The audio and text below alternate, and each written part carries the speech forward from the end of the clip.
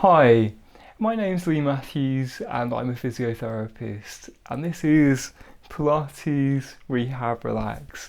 So don't forget to click the like button and subscribe if you're interested in keeping up to date with all of my latest Pilates routines, physio rehab exercises and relaxation sessions. So today I want to guide you through some gentle shoulder exercises that you can do in laying. I'm going to use my exercise mat on the floor. You might use something like a mat or even just a nice rug or a soft carpet. The other thing I'm going to use today is a nice folded blanket. Again, you might use a cushion or something just to give a little bit of support behind the head. I'm going to go through a series of exercises for your shoulder, and at the end I'll show you some options where you can add just a little bit of resistance, and for that I'm going to use just a little bottle of water, which is just a very small one, just 500 mils, to give that little bit of extra resistance there. And you go under the guidance of what your physio or doctor's told you, but hopefully this will give you some idea of tips on how to improve your technique and what you should be aiming for with these. So with all shoulder exercises, what we always talk about is this good posture, which we sometimes refer to as scapular setting. The scapula is the name of the bone that makes our shoulder blade. And so when we talk about scapular setting in standing, what I'm often referring to is these nice wide shoulder blades, remaining soft in the muscle up here and using some of these muscles around the back of our shoulder, a bit like we're trying to put our shoulder into our back pocket there. So how we achieve that in laying, if I bring myself onto the mat, and again, don't get onto the floor unless you're safe to do so. So it might even be that you do these laying on your bed at home. So here we go. I'm going to give myself a little bit of support under the neck there. I've got my knees bent and my feet flat on the floor there throughout this exercise. And what I'm looking for with that good scapular setting, again, wide shoulder blades, and what that can be achieved by doing is if I bring my shoulders nice and flat to the floor. So when I'm doing these exercises, I'm going to try and keep the shoulder pushed down there. And what I'm trying to avoid is that lift, that the temptation to lift up there. Sometimes the path of least resistance when our shoulder is sore is to try and facilitate with other bits of our body. So we can even use our good hand to monitor what's going on there, either sort of making sure I'm blocking around here, or even just giving that little bit of pressure on here, just to feel and monitor what's going on throughout the exercise. As with a lot of exercises that we do, this is about technique and good posture, because we're trying to build a sound foundation to build upon. And if you're kind of cutting corners by going into compensation strategies, different positions to try and help the shoulder, it's actually counterproductive there. So I'd much rather you work gently and at your pace. And with all of these exercises, I'm not looking for them to be painful. I don't mind the odd twinge. You might get a little bit of a pop or a creak along the way. But you work at your level. I'll aim to do about 10 of each of them. But again, you should always follow the guidance and instruction of your physiotherapist when you're doing these. So, good posture. Find that nice sort of lengthening of the spine. So I've got a nice long neck there. Got those wide collarbones. And I'm going to use my other hand to monitor there as well.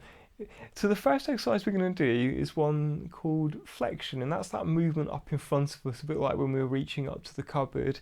And probably the easiest way that we can achieve that, if I keep my shoulders set down here, I'm going to use my other hand to help facilitate, and I'm going to bring my arm up towards the ceiling there.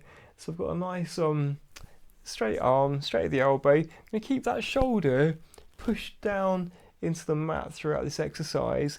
And now what I'm going to do, imagine that you're trying to draw a circle around the dinner plate,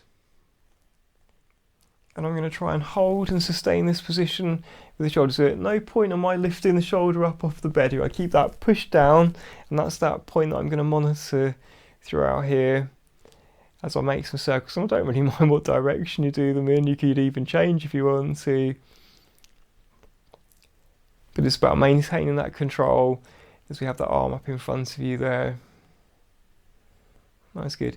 So that would be the really easy way of starting to get some movement up in front of you there, because we counterbalance gravity. We could actually increase the challenge there by doing a slow controlled movement. And the way we'd make that easier, so the hardest way would be if you had a long arm there, because we've got a longer lever length. But if I bend at the elbow, I can keep the shoulder blade pushed down here, And it might even be, to begin with, I even give a little bit of facilitation there, sort of gently going up and then back down again. So you could even give a little bit of a help with the other hand around the wrist there. And if that gets a little bit easier, the progression to that would be doing it without that help. So it's just doing that independently. And the whole time we're doing this, we're trying to monitor that position there. Again, if that gets easier, you might actually increase the amount of range that you're going, so you're then going up further in front of you. And then obviously we can make that harder still by doing the whole movement, but with a nice straight elbow. So again, if I set that position, up I go, and then back down again. So I've taken you through about 3 or 4 progressions there, and you know that might take someone weeks or even months to achieve there, but you start nice and gentle and you work on your level of ability there. Again, I showed you with a bottle of water, and we can even add resistance on there as well. So I think the temptation sometimes to rush into the hardest form of these, and I'd much rather you did these gently, you worked at your level of ability, and it might be, to begin with, you just do them at the gentlest level, you know, 3 times a day, 2 times a day, just getting that movement back first of all. But with any sort of shoulder, when it's first starting to recover from an injury or an operation, often it's that range that we start off doing first before we move on to strengthening work. So that was shoulder flexion. The next movement we're going to do is the movement of bringing our arm out to the side, and we call that abduction. So again, I'm going to bring my shoulder into a good position. I'm going to monitor what's going on with the other arm. And for me to do that movement of abduction, so I'm going to start with my elbow bent. My fingers are pointing up to the ceiling, and I've got that shoulder blade pushed into the mat again. And what now I'm going to do is bringing that elbow out and away from me, and then back in again. So you can even monitor this time with your hand actually on top of the shoulder blade there, because what I'm trying to stop myself from doing is hoiking up with the shoulder there. Can you see? It's just tempting to try and help with the shoulder girdle there. So if I block here, and then I know that my ball and socket joint is doing that movement rather than the shoulder girdle. So I slowly go out to the side.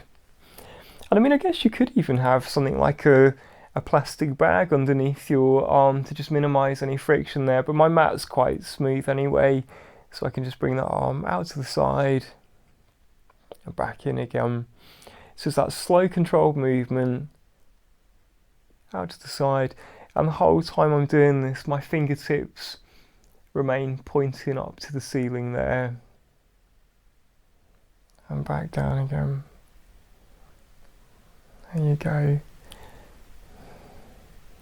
So again, I mean, you could increase the lever length here by bringing the arm out to the side and doing that with a straight elbow. I think personally, as soon as you've got a reasonable range of movement there, I'd probably be looking to try and do these in standing, so you're more in an upright position. But again, you go into the guidance of what you've been told, but I think this would be a really nice position just to start that movement there. So that's the movement that we call abduction.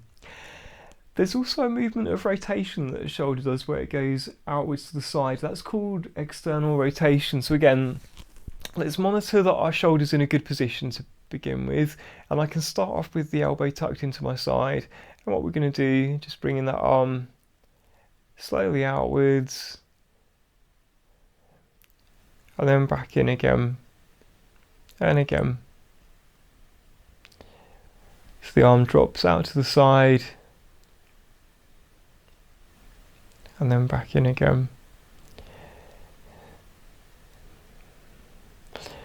And that's doing it from a nice sort of neutral position. But as you get better at that, it might actually be that you bring the arm out and away from you. So when we did that movement earlier of abduction, we actually can start out here with the movement before we even do that movement of rotation. And the challenge is going to be maintaining this good position here, because the temptation is to kind of roll with the shoulder as you go out there. So we just try and hold that position and then back in again.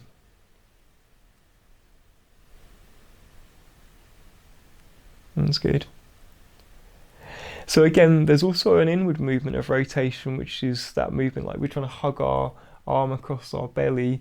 And again, we can also train that one out the side here. So I go down, and again, the temptation is to lift up with the shoulder blade, particularly with this movement here. So again, we monitor what's going on with the shoulder there, and you hold that position as you go downwards.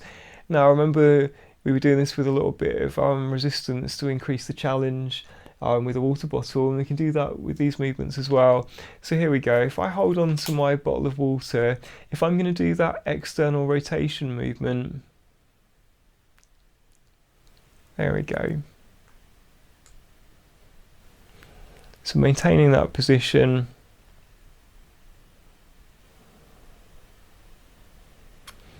So that's external rotation with a little bit of resistance.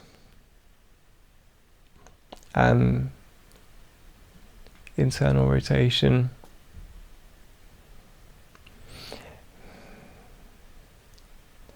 And you're going to be using several of the muscle groups when you do that to try and maintain control there. We can also do external rotation laying on our sides. If I roll over to my side, this is going to obviously be strengthening the other arm. But again, we can use gravity for resistance there.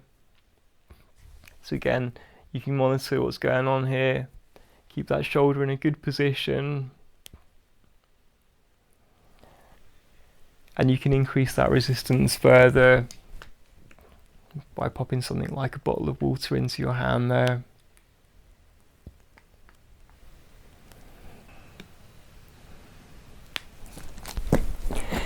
And there we go, that's it.